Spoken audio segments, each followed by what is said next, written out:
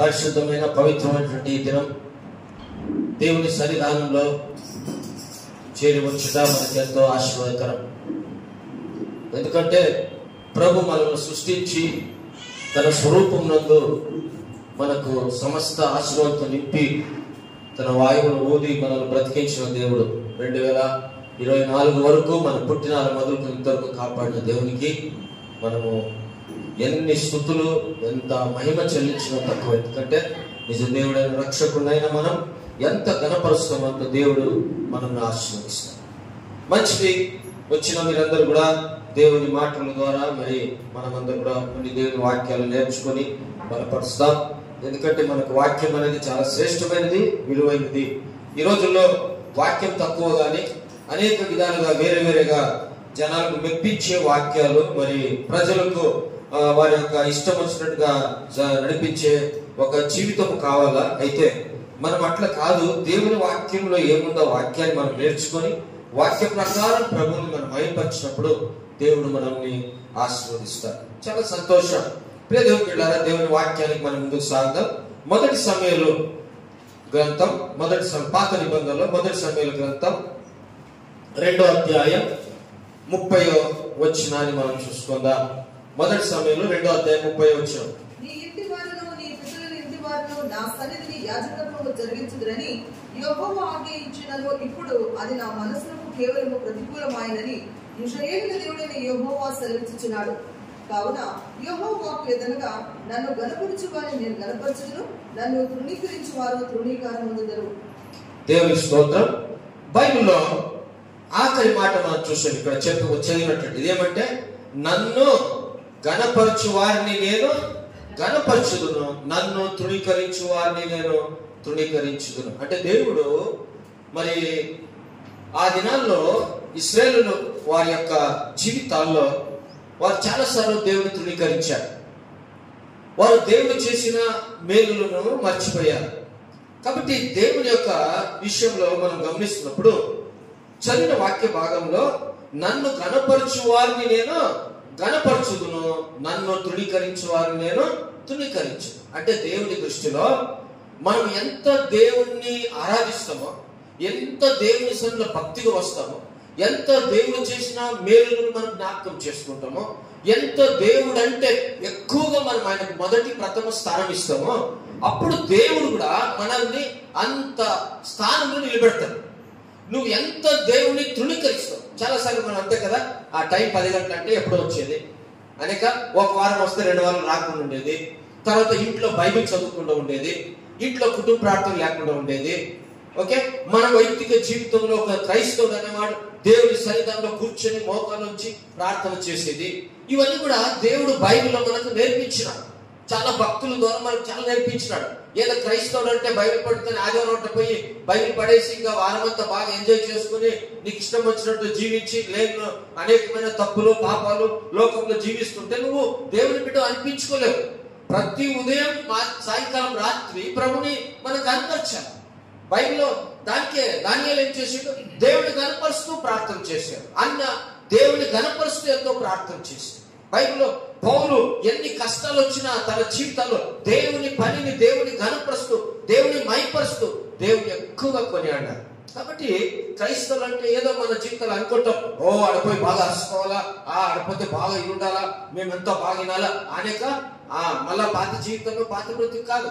మనము లోకములో సంఘములో ప్రజలకు ఒక క్రైస్తవ కుమార్తె క్రైస్తవ కుమారుని మనం ప్రజలకు మాదిరికరంగా కనిపించాలి. సో అటువంటి జీవితము దేవుని మనం మహిమపరుస్తాం. నేను దశభాగం ఇస్తుండలే, ఏమి చర్చిపోతే నేను చెప్పినట్టు వినాలా? లేదు. నేను బాగా అన్ని పాటలు పాడుతున్నా, నేను మ్యూజిక్ పంచుతున్నా, నేను మంచి చీరలు వేస్తూ ఉంటా, మేము దేవునికి చాలా పరిచయం చేస్తున్నాం, నేను దేవుని ఇచ్చేస్తున్నాం. మంచిది, అవన్నీ దేవుడిని ఆశ్రయిస్తాం. అయితే నా వైదిక జీవితంలో దేవుణ్ణి నువ్వు ఎంత ఆరాధిస్తున్నావు, దేవుడు అంటే నువ్వు ఎంత పూజిస్తున్నావు, ఎంత గణపరుస్తున్నావు ఆయన సన్నిధానానికి వచ్చి. దేవునందరే కర్తల సన్నిధానానికి బంధు నీవు ಎಷ್ಟು దేవులను నీ ఘనపరుస్తాయి, ಆರಾಧಿಸ್ತಾ దేవుని ಮಹಿಮೆಪಡಿಸ್ತಾ ಅನೇಕ ಸಾರಿ ನಮ್ಮ ಮನಸ್ಸೆಲ್ಲೋ ಇರುತ್ತೇವೆ, ಎಲ್ಲೋ ಮಂದಿ ಕುಂತಿರ್ತೀವಲ್ಲ, ನಾವು ಪೂರ್ಣ ಹೃದಯ పూర్ణాత్మతో పూర్ణ శక్తితో మనం ఏం చేయాలి? దేవుణ్ణి మనం మహిమపరచాలి. అది దేవునికి కావాల్సింది. ఇప్పుడు మన బిడ్డలు ఉండాలనుకోండి, మనం ఎంత మంచి మన బిడ్డలు మనం చెప్పిన మాట అంతా ఇంటే వారికి ಏನ್ ಕಾಲ ಅన్ని మనము ಇಪ್ಪಿಸ್ತೀವಿ. ಹೌದಲ್ಲ? ನಮ್ಮ ಮನೆಯಲ್ಲಿ ಅಥವಾ ನಮ್ಮ ಕೆಲಸದಲ್ಲಿ ನಾವು ಚೆನ್ನಾಗಿ ಒಳ್ಳೆ ಕೆಲಸ ಮಾಡ್ರಿ, ನಮ್ಮ ಅಧಿಕಾರಿಗಳು ಏನಂತಾರೆ, ಮೆಚ್ಕೊಂತಾರೆ, ತುಂಬಾ ಒಳ್ಳೆ, ನಾನು ಹೇಳಲಿಲ್ಲ ಅಂದ್ರೂ ಅವರೆಲ್ಲ ಒಳ್ಳೆ ಕೆಲಸ ಮಾಡ್ತಾರೆ, ಅವ್ರಿಗೆ ಅವ್ರು ಕೊಡ್ಬೇಕಾದ ಗೌರವವನ್ನು ಕೊಡ್ತಾರೆ. ಹಂಗೆ ದೇವರ ವಾಕ್ಯದಲ್ಲಿ ನಾವು ಗಮನಿಸುವಂತ ವಿಷಯ, దేవుని వాక్యం గమనించే విషయం ప్రత్యేకంగా నన్ను కనపరచువారు నేను కనపరచుదు, నన్ను తృణీకరించిన వారు తృణీకరించుదురు అని బైబిల్ మనం చూస్తాం. దేవుని బిడ్డారా, అలాగైతే బైబిల్లో ఎంతమంది దేవుని గణపరిచినారు, గణపరిచబడిన వారు ఎంత ఆశీర్వాదం పొందారు, వారి ఒక జీవితం ఎక్కడికి దేవుడు తీసుకుపోయాడో ఒక ఇద్దరు ముగ్గురు గురించి ఈ యొక్క ఉదయకాలంలో మనం వాక్యాన్ని ధ్యానించుకుందాం. అదే మొదటి సమయంలో 16వ అధ్యాయం, మొదటి సమయంలో 16వ అధ్యాయం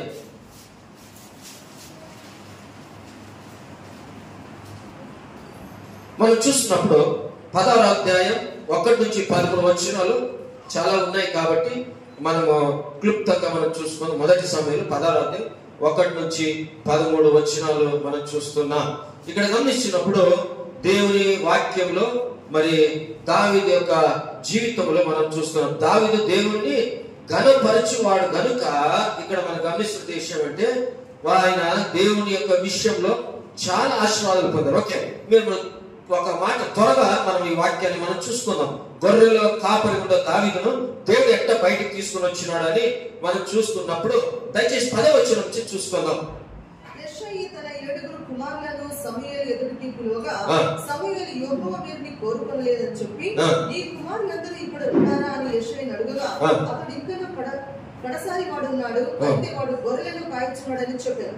అందుకు సమూయేలు, నీవు వారి పిల్లనంపించుము, అతడు ఇక్కడికి వచ్చే వరకు మనము కూర్చుతామని యెషయితో చెప్పగా, అతడు వారి పిల్లనంపించి లోపలికి తోడుకొని వచ్చాడు. అతడు ఎర్రని వాడను, చక్కని నేత్రములు గలవాడను, చూచుటకు సుందరుడైన వాడునై ఉండెను.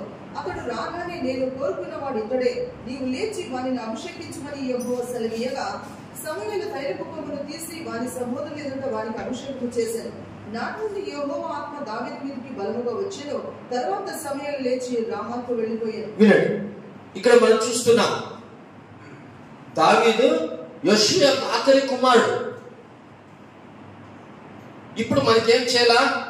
దేవుడు ఒక వ్యక్తిని ఈ కుటుంబంలో దేవుని సేవ కోసం, పరిచర్య కోసం ఏర్పాటు చేసుకోవాలి. ఏమైందంటే మరి దేవుడు సౌలుకు సమూయేలుకు చెప్తున్నాడు, నాకు ఫలాని వారు అభిషేకింపబడాలా, వాళ్ళు నాకు పరిచయం కావాలా, నేను ఆయన అంటే చాలా ఇష్టం అని చెప్తారు. అందరినీ యెషయా కుమారులందరినీ పిలుస్తాడు. ఒప్పుకోలేదు దేవుడు. మరి ఇంకెవరున్నారు? ఇదిగో ఒక ఆఖరి వాడు అక్కడ ఉన్నాడు. అప్పుడు అడిగినాడు సమూయేలు యెషయాకి ఏం అడిగిందంటే, నీ కుమారుడు ఎవరైనా ఉన్నారా అంటే, నాకు ఆఖరి ఒకడు ఉన్నాడు, వాడు గొర్రెలు కాస్తున్నాడు. దానికే ఇక్కడ చూసినట్టు యోషయా ఎప్పుడైతే ఆ గొర్రెలు కాసేటువంటి దావీదును తీసుకొని వచ్చిన తర్వాత అప్పుడు దేవుడు అంటున్నాడు సమూయేలుకి, ఇదిగో నేను ఏర్పరచుకున్న ఇతడే నా సేవకుడు కావాలని చెప్పి. అప్పుడేమైందంటే వెంటనే సమూయేలు ఏం చేసినట్టే ఆయన మీద తైలం వేసి అభిషేకించినట్లుగా మనం చూస్తున్నాం. అభిషేకించే దానికి వీళ్ళందరూ అన్నదాన్ని దేవుడు వారిని ఇష్టపడలేదు. ఎందుకు తెలిసినా, వాళ్ళు దేవుని దృష్టిలో గణపరిచేవారు కాదు, వారు దేవుని దృష్టిలో దేవునికి ఇష్టమైన వారు కాదు. దానికే దేవుని వాటిని చూస్తున్నారు. మనుషులు పైరూపాన్ని చూస్తారు, దేవుడు అంతరంగాన్ని చూసే దేవుడు అయించాడు. కాబట్టి నీ అంతరంగంలో దేవుని గణపరిచే చక్కని విశ్వాసులు ఉండాలి. నీ అంతరంగంలో దేవుణ్ణి పగలు రాత్రి మహిమపరిచే ఒక చక్కని బిడ్డలుగా మనం ఉండాలి. దేవుడు అప్పుడు మన విషయంలో సంతోషించేవాడు అంటున్నాడు. ఇక్కడ దానికే దావీదును ఎప్పుడైతే దేవుడు ఏర్పాటు చేసుకున్నాడో, దావీదు చక్కని రాజు అయ్యడానికి కారణం ఏమంటే దేవుడు దావీదును ఆశీర్వదించాడు. ఎందుకంటే ఇంకొక మాట మనం అపోస్తలుల కార్యంలో ఎందుకు దేవుడు దావీదు అంటే అంత ఇష్టపడ్డాడు మనం చూస్తాం. దావీదు అంటే అపోస్తలుల కార్యంలో 13వ అధ్యాయం 22వ వచనాన్ని మనం చూసుకోండి. అపోస్తలుల కార్యంలో 13వ అధ్యాయం 22వ వచనం. తరువాత అతనిని తొలగించి దావీదును వారికి రాజుగా ఏర్పరచెను.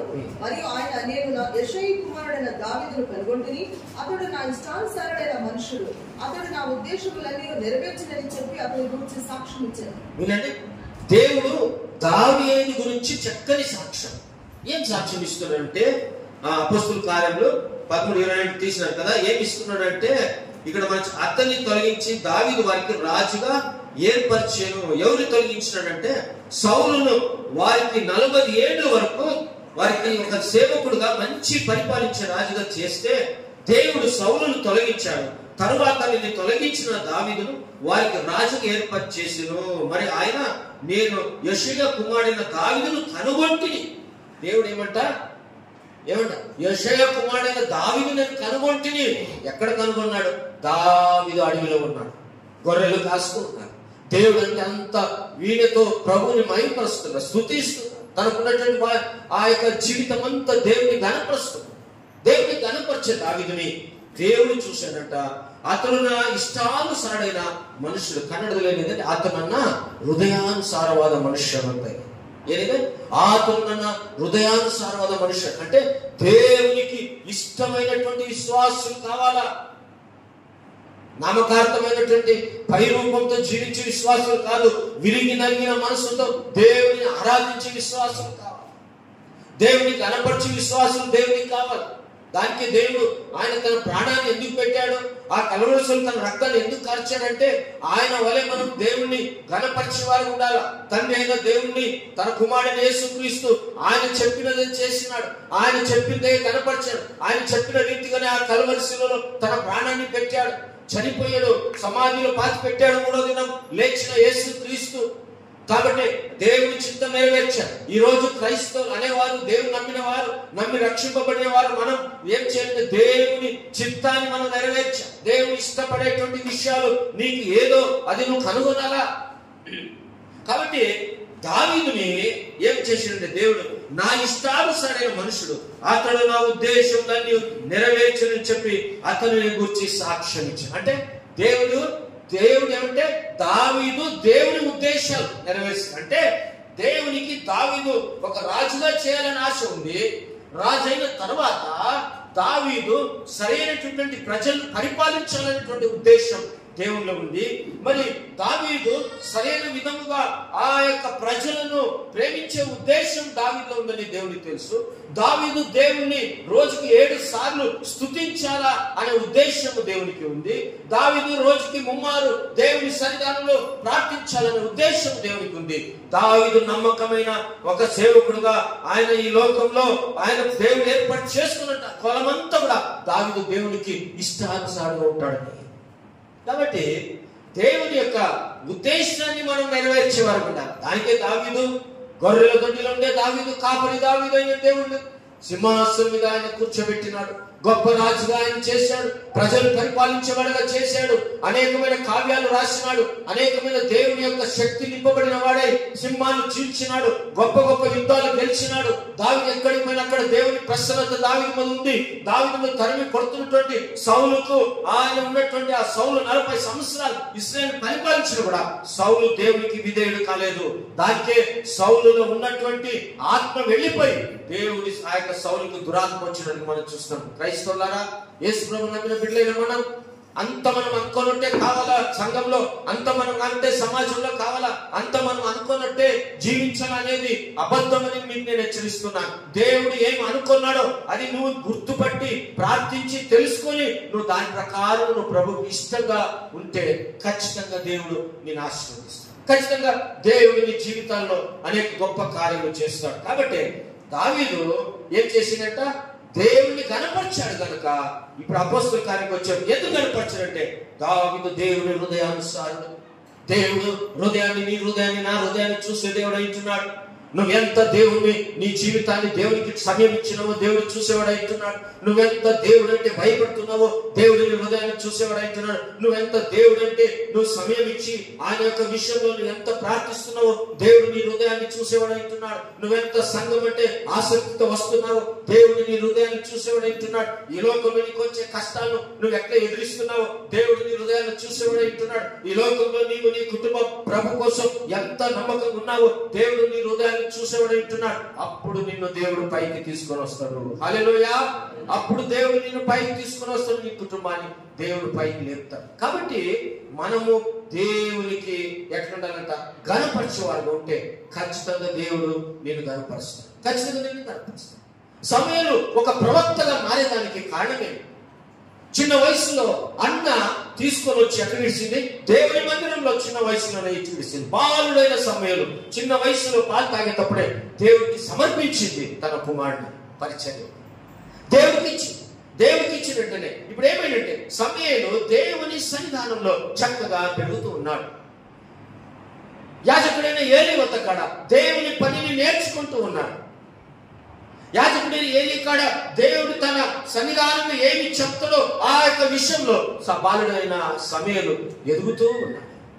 ఎంత చిన్న వయసులోనే ఎంత పని చేశాడు తెలిసిన? చిన్న వయసులోనే దేవుని మందిరంలో తలుపులు తీసేటువంటి పని, తలుపులు మూసేటువంటి పని సమూయేలు చేశాడు. మనం చూస్తాం చిన్న వయసులోనే సంఘంలో కసూర్చేటువంటి పని సమూయేలు చేశాడు. ప్రియులారా, దేవునికి ఇష్టడుగా దేవుని కనపరిచే బిడ్డగా చిన్న వయసు నుంచే సమూయేలు పెరుగుతూ వచ్చినారు. ఈరోజు మీరు మీ పిల్లల్ని ఏ రీతిగా పెంచుతున్నారు? మీరు మీ బిడ్డలు ఏ రీతిగా జీవిస్తున్నారు? చిన్న వయసు నుంచి నీ బిడ్డలను సండే స్కూల్ కు చేర్చడం ద్వారా, చిన్న వయసు నుంచి నీ బిడ్డలను ఇంటిలో బైబిల్ చదివించడం ద్వారా, చిన్న వయసు నుంచి నీ బిడ్డలను ప్రభు మాటలు మీ బిడ్డల నోటిలో పలికించడం ద్వారా మీరేం చేస్తున్నారు? దేవుని చిన్న వయసులోనే పిల్లలను తన దేవుని కనపరిచేవారుగా తయారవుతారు. కాబట్టి పిల్లల ఈరోజు మనం ఇక్కడ దారి తప్పుతుంటే మనం ఎక్కువగా మన పిల్లలను లోకం విషయంలో మనం గమనిస్తూ ఉంటాం. అయితే బాలుడైన సమూయేలు ఏం చేసినట్ట? అతడు ఏమిటే యవనస్తుడుగా పెరుగుతూ వచ్చాడు. అతడు దేవుని సన్నిధిలో చిన్న వయసులోనే దేవుడు ఆయనతో మాట్లాడినాడు. అతడు యవనుడుగా పెరుగుతూ వచ్చాడు. యవన ప్రాయం వచ్చినప్పుడు ఇంకా సమూయేలు ఏం చేసిండ? దేవుడిని కనపరిచేవాడుగా ఉన్నాడు. దేవుని మందిరంలో దేవుని పనిలో నమ్మకంగా ఉన్నాడు. దేవుడు చెప్పిన పరిచయలో నమ్మకం ఉన్నాడు. దేవుడు అంటే బాలుడైన సమూయేలు అంత దేవుని ప్రేమిస్తున్నాడు. అదే ఫినెహాసు చిన్న వయసులో బాలులు యవన ప్రాయంలోనే దేవుడు అంటే వారికి తృణీకరించారు. కాబట్టి పిల్లరా, ఈ సమూయేలు ఏమైపోయిందంటే ఎంత దేవుడిని కనపరుస్తున్నాడో, ఎంత దేవుని పని చేస్తున్నాడో దానికే దేవుడు సమూయేలును ప్రవక్తగా దేవుడు గొప్ప జనాంగంగా ఆశీర్వదించాడు. హల్లెలూయా. కాబట్టి సమూయేలు గొప్పవాడుగా దేవుడు దీవించాడు. గొప్ప ఆశీర్వాదంతో సమూయేలు నింపబడ్డాడు. ఆ సమూయేలు గొప్పవాడు అంతేకాదు, ఎటువంటి దేవుడు అభిషేకించాడంటే ఆ సమూయేలు దావీదును సౌలును తైలంతో నూనెతో అభిషేకించి పరిశుద్ధాత్మతో నింపబడేటువంటి శక్తి సమూయేలు పొందుకున్నాడు. అంటే ఎంత సమూయేలు దేవుని కనపరిచాడో అంత దేవుడు సమూయేలుని పైకి తీసుకుని వచ్చాడు. వృద్ధాప్యం వరకు సమూయేలు ఒక గొప్ప ప్రవక్తగా అనేకులకు ఆశీర్వాదకరంగా ఉన్నట్టుగా బైబిల్ మనం చూస్తున్నాం. కాబట్టి మన జీవితాల్లో ఎవరో ప్రాయంలో మనము దేవుని మనం ఎంత కనపరుస్తున్నాం, ఎవరో ప్రాయంలో దేవుని పనిని ఎంత మనం చేస్తున్నాం, ఎవరో ప్రాయంలో దేవుడు ఇచ్చిన పనిని ఎంత మనం ఆసక్తితో చేస్తున్నాం, ఎవరో ప్రాయంలో నువ్వు ఎంతవరకు దేవుని సేవ చేయాలనుకుంటున్నావు. ప్రియ దేవుని బిడ్డలారా, కాబట్టి సమూయేలు ఎంత దేవునికి కనపరిచాడో దేవుడు అంత సమయాన్ని పైకి తీసుకుని వచ్చినాడు. మరి అనేక దేవుని బిడ్డలైన మీరు పైకి రావాలని ఇష్టం లేదా? గొప్పవారు కావాలని ఇష్టం లేదా? ఒక మంచి దేవుని యొక్క ఆశీర్వదింపబడి చాలా మంది మెటీరియల్స్ గా ఫిజికల్ గా లోకంలో ఉండేదాన్ని గొప్పగా కావాలనుకుంటున్నావు. కానీ దేవుని చెప్పేది ఏమంటే దేవుని విషయంలో నువ్వు ఎంత గొప్ప కావాలనుకున్నావు, నువ్వు ఎంత దేవుని వాక్యాన్ని జ్ఞాపకం పెట్టుకున్నావు, నువ్వు ఎంత ప్రార్థనలు ముందుకు రావాలనుకుంటున్నావు, దేవుడు నీకు ఇచ్చినటువంటి తలంతులు నువ్వు ఎంత దేవునికి ఉపయోగించాలనుకున్నావు, అది దేవుడు నీ నుంచి ఆశించేది. తర్వాత సెకండరీ, నువ్వు దేవుని ఎంత కనపరుస్తావు, దేవుడు నేనంత కనపరుస్తే నువ్వు చేసే బిజినెస్ లో, నువ్వు చేసే పనిలో, నువ్వు చేసేటువంటి ప్రతి కార్యక్రమంలో, ప్రతి ఒక్క నీ జీవితాలంతా కూడా దేవుడు నేను పైకి తీసుకోవాలంటే ఫస్ట్ నువ్వు దేవుని ఏం చేయాలా? కనపరచు, విశ్వాసంతో ఆరాధించు. దానికి 103 కీర్తన దావీదు అంటాడు, నన్ను మన యెహోవాను కొన్నాడు, నన్ను సర్వేంద్రుడు అతను పవిత్రనామమును కీర్తిసి నన్ను మన యెహోవాను అనుకున్నాడు, అతను ಮಾಡಿದ ಉಪಕಾರಗಳಲ್ಲಿ ಒಂದನ್ನು ಮರೆಯಬೇಡ, ದೇವರನ್ನು ನೀನು ಕನಪಡಿಸುವಂತ ಮಗನ ದೇವರು ಮಾಡಿದ ಉಪಕಾರವನ್ನು ಭಾನುವಾರ ದೇವರ ಸನ್ನಿಧಾನದಲ್ಲಿ ಪವಿತ್ರವಾದ ದಿನದಲ್ಲಿ ಬಂದು ನೀನು ಆರಾಧಿಸುವಂತೆ ದೇವರನ್ನು ಮೈಪಡಿಸುವಂತ ಮಗಳಾಗಿರ್ಬೇಕು. ಅದು ದೇವರಿಗೆ ಬೇಕಾದ ಎಷ್ಟು ನೀನು ದೇವರನ್ನು ಕನಪಡಿಸ್ತೀಯೋ ಅಷ್ಟು ದೇವರನ್ನು ಆಶೀರ್ವದಿಸು. ಹಾಗಾದ್ರೆ ಎರಡನೇ ನಾವು ನೋಡೋಣ, ದೇವರನ್ನು ಕನಪಡಿಸಿದವರನ್ನ ದೇವರು ಎಷ್ಟು ಮಾಡ. ದಾವೀದನು ದೇವರನ್ನು ಕನಪಡಿಸುವಂತನಾಗಿದ್ದನು. ದಾವೀದನನ್ನು ದೇವರೇನು ಮಾಡ್ದ? ಅರಸನನ್ನಾಗಿ ಮಾಡ್ದ. ಎಲ್ಲಿಂದ ಅರಸನನ್ನು ಮಾಡ್ದ? ಕುರಿಯಿಂದ ಕಾಯುವಂತ ಕುರುಬನಾಗಿದ್ದಂತವನು.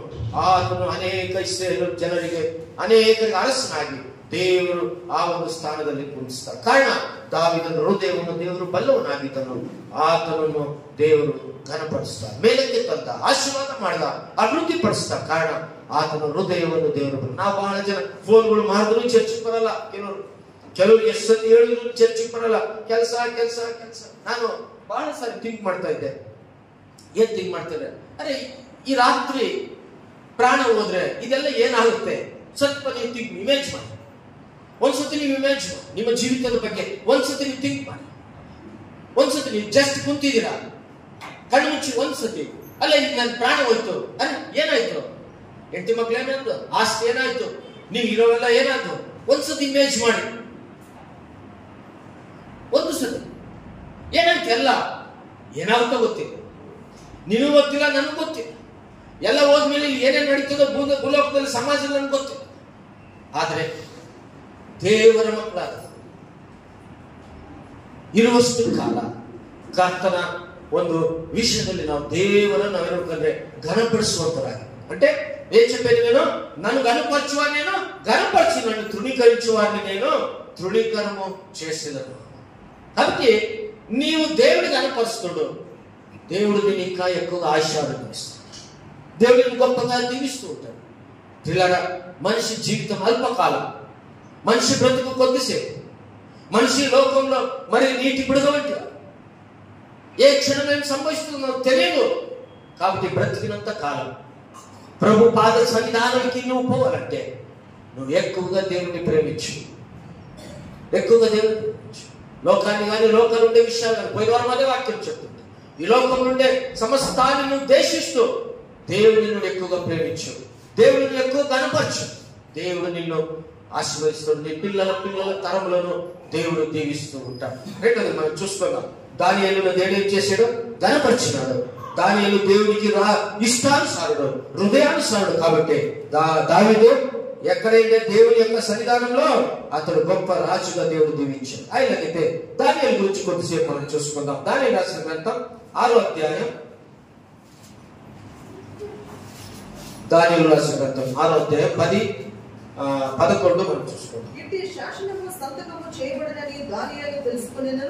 అతడు తన ఇంటికి వెళ్లి యథాప్రకారముగా అనుదినము గుమ్మాల మోకాళ్ళలోని తన ఇంటి పైగది కిటికీలు యెరూషలేము పట్టణంకు తెరవబడి ఉండగా తన దేవునికి ప్రార్థన చేయించు ఆయనను స్తుతించుచు వచ్చెను. ఇక్కడ గమనించండి, 6వ అధ్యాయం 10-11 అయిందా? ఆ మనుషులు గుంపుకూడి వచ్చి దానియేలు తన దేవునికి ప్రార్థన చేయుటయు ఆయనను బతిమాలుకొనుటయు చూచి అతన్ని ఏం చేసిన? సింహ గుహములో తీసుకొని పోయినా. వినండి, చాలా మంది దానియేలు గురించి దేవుని వాక్యం కొంతమంది తెలుసు. దానియేలు జీవితంలో మనం చూస్తున్నాం. దానియేలు ఏం చేసిందంట? దానియేలు యొక్క పొజిషన్ దేవుడు ఏం చేసిండు? గొప్ప ఆశీర్వాదాలు ఇచ్చినాడు. దానియేలు ఏం చేసిందంట?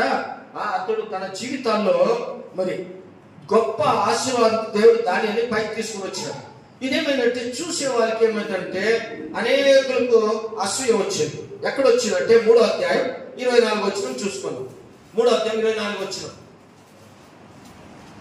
రాజు నెబుకద్నెజరు ఆశ్చర్యపడి తీవ్రముగా లేచి, మేము 3 మనుషులను బంధించి అగ్నిలో వేసితిమి కదా అని తన మంత్రులను అడిగారు. వారు, రాజా సత్యమే అని రాజుతో ప్రత్యుత్తరం ఇచ్చారు. 24:30 చదవండి. 3వ అధ్యాయం 24:30. అంతటా నుండి రాజు శద్రకు, మేషకు, అబేద్నెగోను వారిని బబులోను సంస్థానంలో హెచ్చించాడు. ఏమంట? దేవుడు ఏం చేసిందంట? ఇక్కడ గమనించండి, శద్రకు, మేషకు, అబేద్నెగో అనువారు మహోన్నతులు దేవుని సేవకులారా బయటికి వచ్చి నా ఎదుగు రండని పిలువగా శద్రకు, అబేద్నెగో. ఇక్కడ మనం గమనిస్తున్నాం వాక్యాన్ని కొద్దిగా కింద పైన చూస్తున్నాను. ఒక్కసారి మొదటిగా మనం చూసుకుందాం. దానియేలు దేవుని గణపరచువాడు కనుక ఎక్కడ కనపరిచాడు? 6వ అధ్యాయం మనం చూసాం.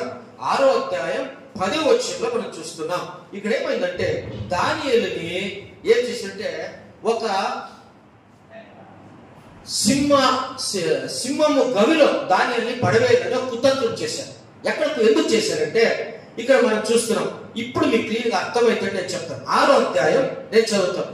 6వ అధ్యాయం 2వ వచనం నుంచి 6వ అధ్యాయం. వారి పైన 3 ప్రధానులుగా నియమించారు. ఆ 3లో దానియేలు ముఖ్యస్థుడు. రాజునకు నష్టము కలగకుండానట్లు ఆ అధిపతులను తప్పకుండా వీరికి లెక్కలు ఒప్పు చెప్పవాలని ఆజ్ఞ ఇచ్చెను. ఈ దానియేలు అతి శ్రేష్టమైన బుద్ధి గలవాడై ప్రధానులలో అధిపతులలో ప్రఖ్యాతి నొంది ఉండగా గనుక రాజ్యమంతటి మీద అతని నియమిపోలేనని ఏమనుకుంటా రాజు ఉద్దేశించాడు. వినండి, ఇప్పుడు ఒక మాట చూస్తుంది. ఏమంట, దానియేలు చాలా జ్ఞానవంతుడు, చాలా తెలియవంతుడు. ఎందుకంటే దేవుడు ఎక్కువ గణపరిచేవాడు. దేవుడు దానియేలుకి సమస్త జ్ఞానము, వివేచన, ఆలోచనలు, అధికారము దేవుడు ఇచ్చినాడు. ఎందుకు దేవుడు దానియేలుకి ఇచ్చినంటే దానియేలు ఎక్కువగా ప్రార్థన చేసేవాడు. రోజుకు 3 మారు యెరూషలేము కిటికీ తీసి రోజుకు 3 మారు దానియేలు దేవుని కాడ ఎక్కువగా ప్రార్థన చేసేవాడు. ఎవరో ప్రాయంలో దేవుడు అంటే అంత ఇష్టపడేవాడు, ప్రార్థన అంటే అంత ఇష్టం. ఎన్ని ఆటంకాలు వచ్చినా ప్రార్థన మాత్రం ఇచ్చేవాడు కాదు దానియేలు. కాబట్టి ఏం చేసినట్ట, ఈ ప్రార్థన చేసే దానియేలు ఇప్పుడు ఏం చేసినట్ట, ఏదన్నా తప్పు పట్టాలా దానియేలు మీద. వాళ్ళు చాలా ఎత్తుకులాడారు.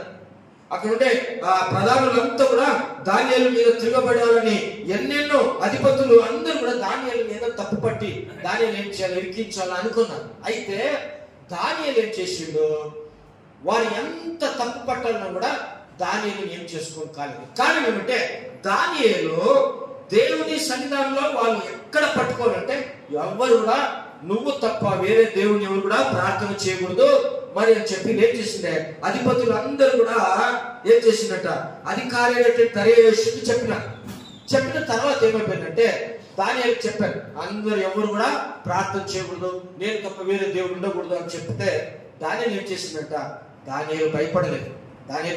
ఏం చేసిందంట, ఆయన యెరూషలేము కిటికీ వెళ్ళి యథాప్రకారం రోజుకు 3 మారు ప్రార్థన చేస్తున్నాడు. ప్రార్థన చేసే సమయాన్ని ఇప్పుడు ఏం చేసినట్ట, ఈ దానియేలు కింద ఉన్నటువంటి 3 అధికారులు ఏం చేసినట్ట, ప్రధానులు ఇప్పుడు దానియేలు ఏం చేసింట, పట్టుకొని వచ్చి ఏం చేయాలంటే అధికారి వద్ద తీసుకొని వచ్చి సింహపు ఒక బోన్లో పడేయాలని ఆలోచించిన. మంచిది, దొరికినాడు. దానియేలు ఏం చేసినట్ట, దేవునికి ఇష్టంగానే కనపరిచినాడు. అయినా తీసుకుని వచ్చి సింహపు ఒక బోన్లో పడవేసినాడు. అయితే సింహాలు దానియేలును ముట్టలేదు అని మనం చూస్తున్నాం. ఎందుకు ముట్టలేదంటే దానియేలు దేవునికి కనపరిచేవాడు. హల్లెలూయా. దానియేలు దేవుణ్ణి ప్రార్థించేవాడు. దానియేలు దేవుడు అంటే అంత ఇష్టం. కాబట్టి ఇష్టం లేని ప్రజలు దానియేలు మీద ఎంత రాళ్ళు రుంగినా కూడా దానియేలు ఎట్లను చేసి పట్టించాలా, తనను సింహ చంపాలి అనుకున్నా కూడా ఎవరు కూడా దానియేలు ఏం చేసుకోని కాలేదు. కానీ మీకు తెలిసిన దానియేలు దేవుని యొక్క విషయంలో చాలా నమ్మకస్తులుగా జీవించాడు. ఒక దేవుడు అంటే అంత భయభక్తితో జీవించాడు. తనకిచ్చిన పనిని చాలా నమ్మకంగా చేశాడు దానియేలు. దానికే ఆ రాజుకి ఏం ఆలోచన వచ్చిందంట, 3వ వచనం మనం చూస్తున్నాం. ఆ దానియేలు అతి శ్రేష్టమైన బుద్ధి గలవాడై, 6వ అధ్యాయంలో 3వ వచనం, ఆ దానియేలు అతి శ్రేష్టమైన బుద్ధి గలవాడై ప్రధానులు అధిపతులు ప్రఖ్యాతి నొందినవాడు కనుక రాజ్యం అంతటి మీద అతని నియమిపోలని ఏమంట రాజుకు ఆలోచన వచ్చింది. హల్లెలూయా. రాజులందరి మీద, ప్రధానులందరి మీద అతన్ని గొప్ప స్థానంలో దానియేలు పెట్టాలని మంచి ఆలోచన రాజుకు వచ్చింది. అది వచ్చినప్పుడే ప్రజలకు గుళ్ళు వచ్చేసింది, అసూయ వచ్చేసింది. ఓహో, ఇతడు పెద్దోడైపోతాడు అని చెప్పి ఏదైనా చేయాలని దానియేలు అనుకున్నారు. ఏమి చేయను, వీళ్ళందరూ కూడా ఒకటైన కూడా ఏమి చేయను కాలేదు. అంతేకాదు సింహపు నోటిలో వేసిన కూడా దానియేలు సింహాలు కూడా ఏమి చేసుకుని కాలేదు. ప్రియులారా, ఒక మాట మనం చూసుకుందాం. ఇక్కడ మనం గమనిస్తున్నప్పుడు ఇదే 3వ అధ్యాయం 24 అప్పుడే చదువుతారా, 24 వచ్చిన చూడండి. రాజుకు నెబుకద్నెజరు ఆశ్చర్యపడి తీవ్రంగా లేచి 6:24 6వ అధ్యాయం 18 వచ్చిన చూడండి. అంతటా రాజు తన నగమునకు వెళ్ళి ఆ రాత్రి అంతా ఉపవాసం ఉండి నాట్య వాయిద్యములను జరగనీయలేదు. అతనికి నిద్ర పట్టకపోయాడు. ఎవరికి రాజుకి నిద్ర రాలే. ఎందుకు తెలిసిన, వీళ్ళందరూ చేసిండ్రు. దానియేలు తీసుకుపోయి సింహం గవిని పడేసి గోతులు వేసినారు. దానియేలుకు ఏమైపోతుందో రాజుకు భయం అయిపోయింది. ఎందుకో, అయ్యో అతడు దైవ భక్తుడు, దేవుని భక్తుడు, దేవుని ప్రియుడు, అతన్ని తీసుకొని పోయి సింహంలో ఈ మాటలు నేను సింహంలో వేసినాను కదా, బోర్లు వేసినాను కదా, ఏమైపోతాడని చెప్పి రాజుకు నిద్ర రాలేదంట. అప్పుడు రాజు అక్కడికి వచ్చినాడు. ఎక్కడికి వచ్చినాడు? 19 వచ్చిన 19 వచ్చిన 6:9 తెల్లవారుజామున రాజు వేగిరమే లేచి సింహముల గుహల కొరకు త్వరపడిపోయాను. అతడు గుహ దగ్గరకు రాగానే దుఃఖ స్వరముతో దానియేలు అని పిలిచి, జీవముల దేవుని సేవకుడైన దానియేలు, ఎంత బాగా చెప్తున్నాడు, తనకేమి ఇష్టమో దానియేలు దేవుని కుమారుడిని ప్రార్థించేవాడని. అయితే ప్రధానులు, ప్రజలు, క్రైస్తవ విరుద్ధులు దానియేలు ఎట్లా చేసి చంపాలని. కాబట్టి ఇక్కడ మనం చూస్తున్నాం, ఆయన ఏమంటున్నాడంటే, రాజు, అయ్యో జీవము గల దేవుని సేవించే దానియేలు, నీ దేవుడే నిన్ను రక్షించగలడా? నువ్వు బ్రతుకున్నావా? ఎక్కడ? రాత్రంతా సింహాల మధ్యలో వేస్తున్నారు దానియేలు. నీ దేవుడు నిజమైన దేవుడా, నిన్ను రక్షించినాడా అని ప్రశ్న వేస్తున్నారు. ప్రశ్న వేస్తున్నటువంటి సమయంలో ఇక్కడ చూస్తున్నాం, అప్పుడు గమనిస్తున్నాం. అని అతన్ని అడిగాను. 21 వచ్చిన, రాజు చిరకాలము జీవించును గాక, నేను నా దేవుని దృష్టికి నిర్దోషిగా కనబడితిని గనుక ఆయన తన దూతను పంపించి సింహములో నాకు ఏ హాని చేయకుండా వాటి నోట్లు మూయించెను రాజా. హల్లెలూయా! ఎంత గొప్ప అద్భుతాలు ఇక్కడ చూస్తున్నాం.